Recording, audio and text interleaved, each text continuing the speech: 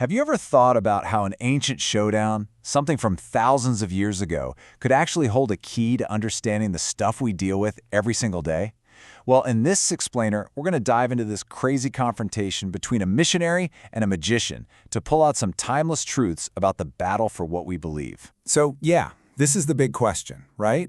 What can this old story from some remote island really teach us about the lies we see on our phones, on TV, and even in our own conversations? You see, the source text we're digging into doesn't just see this as ancient history. It sees it as a kind of blueprint for understanding our own modern struggles. Okay, so let's set the scene. Our story kicks off with a journey. We've got these two missionaries, Paul and Barnabas, and they're sent out from Antioch. But the source makes a really big deal of this. Their guide isn't a map, it's what the text calls the Holy Spirit.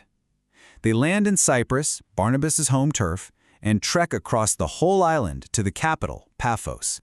And well, they have no idea they're about to walk right into a major showdown. Now, this wasn't some random road trip. Nope, they had a playbook. Their strategy was clear. Target the big, influential cities, and once they were there, head straight for the synagogues, the real community hubs, to get their message out. But here's the crucial part. They came expecting a fight. And the source makes this fascinating point, that the most dangerous opposition, it often comes from people you think are on your side. And that's exactly what happens. That expectation of a fight, it brings us right to the heart of the story, here in Paphos. This is where everything collides. It's the moment all these big ideas about truth and lies stop being ideas and become very, very real. The whole conflict really boils down to three key players on the stage. First, you've got Sergius Paulus. He's the Roman governor, and he's basically just curious. He wants to hear the truth. Then you've got Paul and Barnabas, the missionaries, and their whole mission is to speak that truth. And then, standing right in their way, is Bar-Jesus, this magician whose one and only goal is to block the truth. It's like a perfect triangle of conflict. And here's where it gets just so clever. I mean, check out the magician's name, Bar-Jesus. That name literally translates to Son of Jesus. Just think about that for a second. The false prophet, the guy trying to deceive everyone, is walking around with a name that sounds totally legit. It's the ultimate symbol of how falsehood just loves to wrap itself up to look like the truth. This makes it so clear that this isn't just some personal argument. It's a clash of cosmic proportions. The source basically frames it like this. Truth, that's the nature of God, and it's represented by the missionaries. And falsehood, the thing the magician is peddling, well, that's the main weapon of God's opposition. So how does that actually work? Well, the source gives us this amazing analogy. Think about electricity.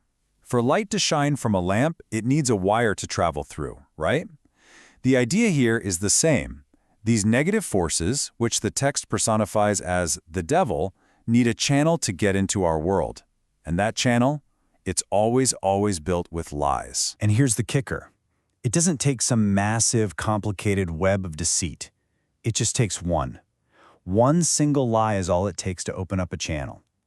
And when you think about it that way, suddenly the fight against falsehood isn't some big, abstract philosophical thing.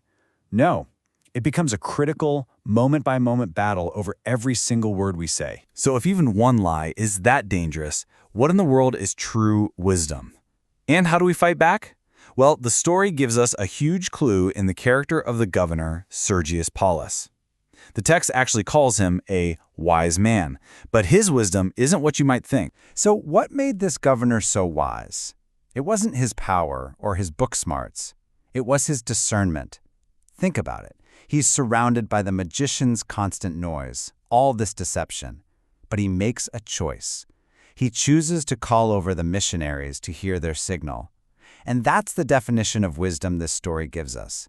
It's the ability to sift through all the static and actively listen for what's true. And that, of course, brings it all right back to us. If wisdom is about filtering what we listen to, and lies are creating these dangerous channels all around us, what can we actually, practically do about the little falsehoods that pop up in our own lives every day? What's great is that the approach offered here is super practical. First off, forget being perfect. That's not the point. Instead, just focus on cutting back, little by little. Like, if you catch yourself telling 10 little white lies a day, just shoot for 8 tomorrow. The key is to become a watchman over your own mouth, to actively notice what you're saying, because every single lie you decide not to tell is another one of those channels you're closing down. And it's so important to remember this. That whole dramatic scene in Paphos, it was just one battle. The source presents it as a single snapshot of a much, much bigger war. A constant struggle between truth and deception that's happening all the time, out in the world, in our communities, and yeah, inside every single one of us. So this ancient story really leaves us with a modern challenge. If wisdom is knowing who's worth listening to, then you've got to ask yourself, who are the magicians in your life today? Who are the voices on your screen, in your feed, trying to influence how you think? And maybe the most important question of all is, what are you going to do today to become just a little bit of a wiser listener?